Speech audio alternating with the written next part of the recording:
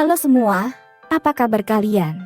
Semoga selalu sehat dan dalam keadaan baik-baik saja. Melanjutkan cerita sebelumnya, yaitu Blood Season 6 episode 1 versi novel part 2. Di part 3 ini, kita akan menceritakan perjalanan Xiaoyan ke wilayah Black Corner. Oke, tanpa basa-basi lagi, kita langsung saja ke alur ceritanya. 3 hari kemudian, di daerah hutan tersembunyi tertentu di luar kota Daling, seseorang yang mengenakan jubah hitam perlahan keluar. Dia mengangkat kepalanya untuk melihat pejalan kaki sesekali di jalan utama yang bergegas melewatinya. Setelah menentukan arah jalan, dia mengangkat kepalanya dan berjalan menuju jalan utama yang menuju ke selatan. Kecepatan di mana orang berjubah hitam itu tidak secepat itu. Namun, jika orang yang penuh perhatian mengamatinya, mereka akan dapat menemukan bahwa setiap kali langkah kaki orang berjubah hitam itu jatuh, tubuhnya secara aneh akan bergerak lebih dari 1 meter. Adegan itu mirip dengan teleportasi skala kecil yang terjadi, tampak sangat aneh. Orang berjubah hitam yang keluar dari hutan secara alami dan tidak diragukan lagi Xiaoyan yang bersembunyi di dalamnya untuk memperbaiki pil obat yang dia butuhkan. Dengan bantuan Yaolao selama 3 hari terakhir ini, berbagai pil penyembuhan dan penyembuhan yang telah habis sekali lagi mengisi cincin penyimpanannya. Dengan cadangan pil obat yang cukup, Xiaoyan juga merasa jauh lebih lega. Di benua Doki ini, orang seperti apa yang akan meninggalkan rumah mereka untuk bertualang tanpa menyiapkan pil obat restoratif ini? Bagaimanapun, benda-benda ini digunakan untuk menyelamatkan hidup. Jalan ini mengarah langsung ke perbatasan. Namun, ada 3 benteng militer penting di sepanjang jalan. Kita tidak perlu takut pada gubernur dari 2 benteng pertama. Tetapi 30.000 tentara yang kuat dikatakan ditempatkan di benteng terakhir. Selain itu, wakil komandan ada mantan penatua dari Mystic Cloud Search. Dari apa yang orang-orang di rumah lelang primer katakan, tampaknya dia disebut Mengli. Kekuatannya ada di kelas Doling. Karena perintah buronan Mystic Cloud Sekte telah mencapai kota Daling, saya berpikir bahwa mantan tetua Mystic Cloud Sekte ini seharusnya juga menerimanya sekarang. Xiaoyan dengan lembut berjalan pada kecepatan yang tidak cepat atau lambat. Sementara tubuhnya aneh berkedip di jalan utama. Namun, dalam hatinya, dia berulang kali menghitung bagaimana cara berhasil meninggalkan kekaisaran Jiama. Saat ini, sulit bagiku untuk bergerak 1 inci pun di kekaisaran Jiama. Saya takut bahwa Yun San akan menebak bahwa saya akan melarikan diri dari kekaisaran. Dalam hal ini, ia secara alami akan lebih fokus pada pos pemeriksaan akhir perbatasan semacam ini. Mungkin saja Mengli telah lama menerima pesan khusus Yun San. Dari kelihatannya, ingin pergi dengan mudah dari sana mungkin sulit. Wajah Xiaoyan sepenuhnya tertutup di bawah bayang-bayang ketika dia memikirkan hal-hal yang merepotkan. Alicia yang tidak bisa membantu tetapi merajut bersama. Tembok kota benteng perbatasan itu hampir sebesar gunung kecil.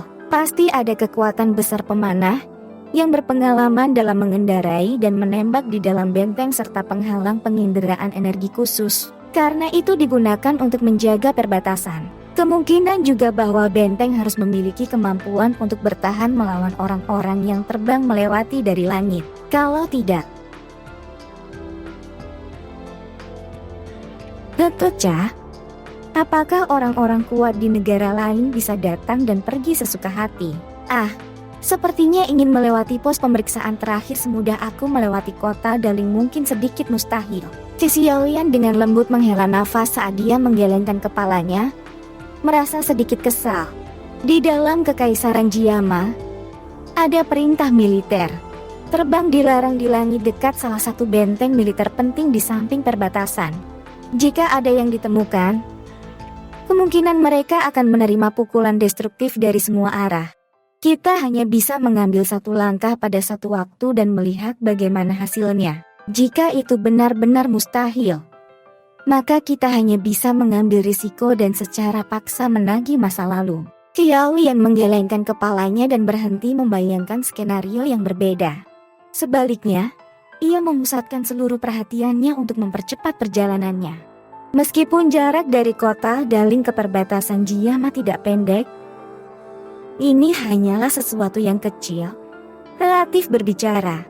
Jika orang biasa berjalan beberapa ratus kilometer ini, orang pasti tidak akan dapat mencapai perbatasan tanpa 10 hari hingga setengah bulan.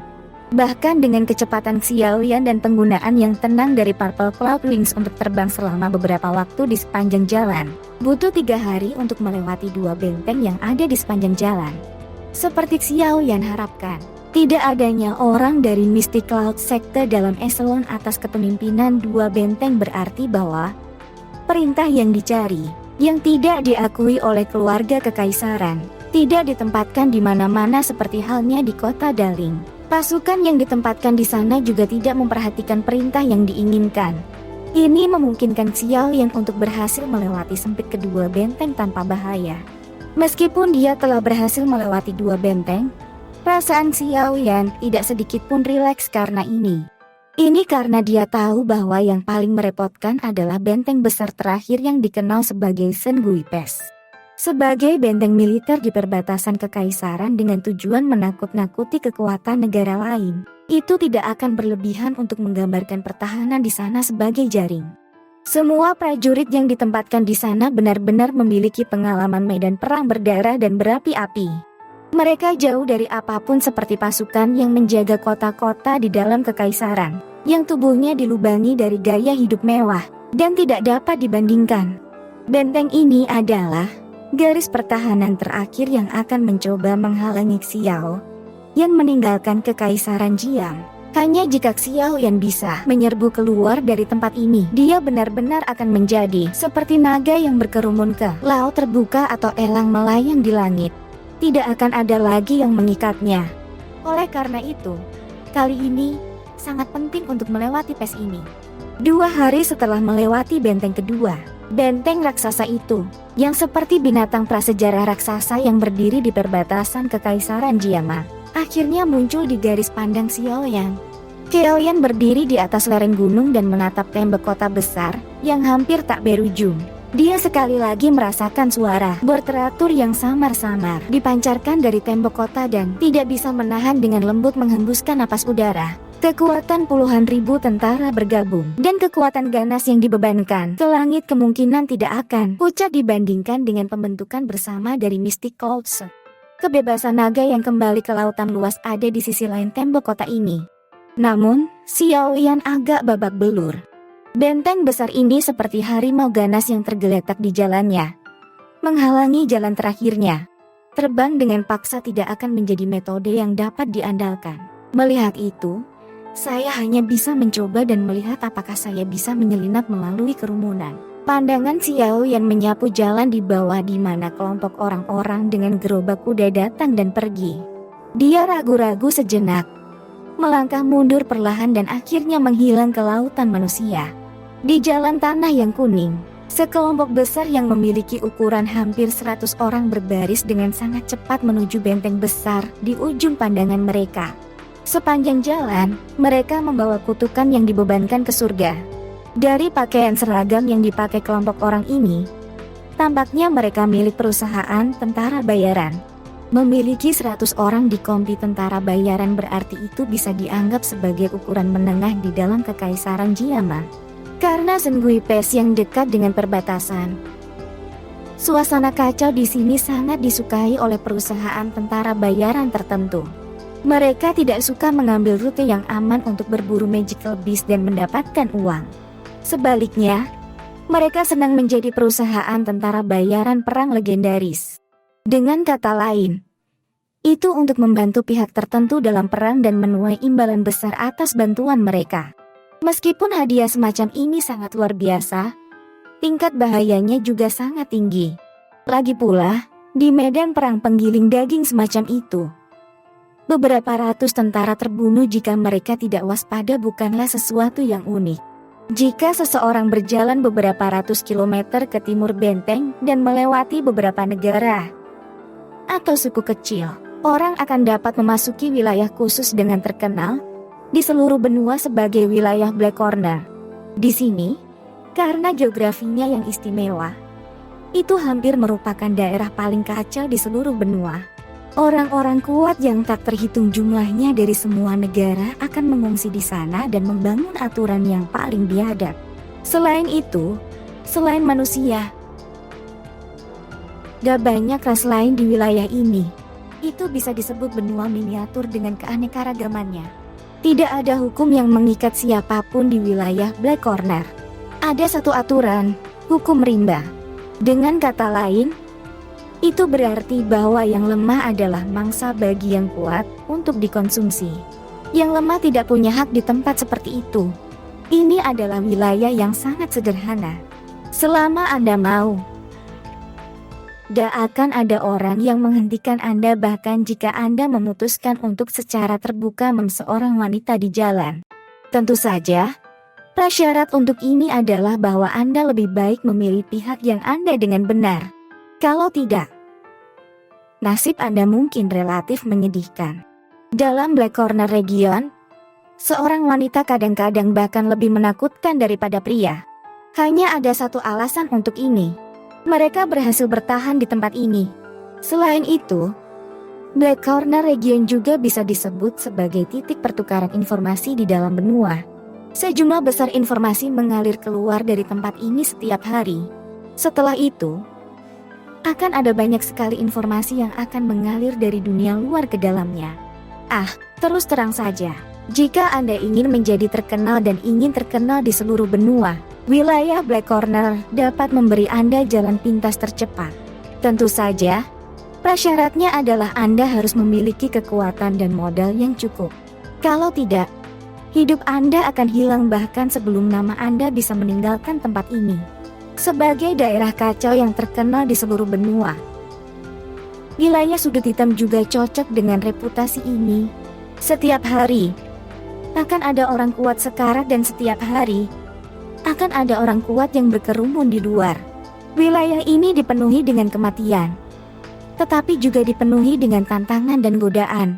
Di tempat seperti ini, hal-hal yang sulit dilihat seseorang di dunia luar, seperti metode Ki kelas tinggi, teknik Zhou, dan berbagai jenis pelindung magis, kuali obat, bahan obat, obat tingkat tinggi, DLL, dapat menyebabkan orang melihat sampai mata mereka linglung. Selain itu, dikabarkan bahwa di Ki kelas metode telah muncul 2 kali dalam rumah lelang wilayah Black Corner. Selain itu, Black Corner region juga bisa disebut sebagai titik pertukaran informasi di dalam benua. Sejumlah besar informasi mengalir keluar dari tempat ini setiap hari. Setelah itu, akan ada banyak sekali informasi yang akan mengalir dari dunia luar ke dalamnya. Terus terang saja, jika Anda ingin menjadi terkenal dan ingin terkenal di seluruh benua, wilayah Black Corner dapat memberi Anda jalan pintas tercepat. Tentu saja, prasyaratnya adalah Anda harus memiliki kekuatan dan modal yang cukup. Kalau tidak, hidup Anda akan hilang bahkan sebelum nama Anda bisa meninggalkan tempat ini. Tentu saja, jika seseorang ingin mendapatkan semua hal ini, ia harus membayar harganya. Harga ini bisa dalam koin atau mungkin pertukaran menggunakan hal-hal lain. Singkatnya, pasti tidak akan ada sesuatu seperti kue yang jatuh dari langit di dalam wilayah sudut hitam. Mencintai kekacauan dan condong ke kegelapan tampaknya menjadi faktor yang tersembunyi di dalam umat manusia. Oleh karena itu, meskipun orang tahu bahwa daerah ini diselimuti oleh udara bahaya, masih ada banyak orang yang mengerumuni gelombang demi gelombang ke tempat ini. Tujuan mereka mungkin menjadi jalan pintas untuk dengan cepat menjadi terkenal di seluruh benua atau mungkin untuk dapat memperoleh metode Ki kelas tinggi, teknik Zhou, atau pil obat dalam wilayah kacau ini atau mungkin untuk memperoleh kekayaan besar yang hanya bisa dibandingkan dengan surga. Terlepas dari alasannya, orang-orang ini yang berulang kali berkerumun menyuntikkan lalu lintas manusia tanpa henti ke wilayah Black Corner ini. Oh ya, sesuatu yang hampir tidak disebutkan. Mungkin itu karena pasti akan ada efek sebaliknya ketika didorong ke ekstrem, tetapi terletak di tengah wilayah Black Corner adalah Akademi Jianan yang terkenal di seluruh benua Douki.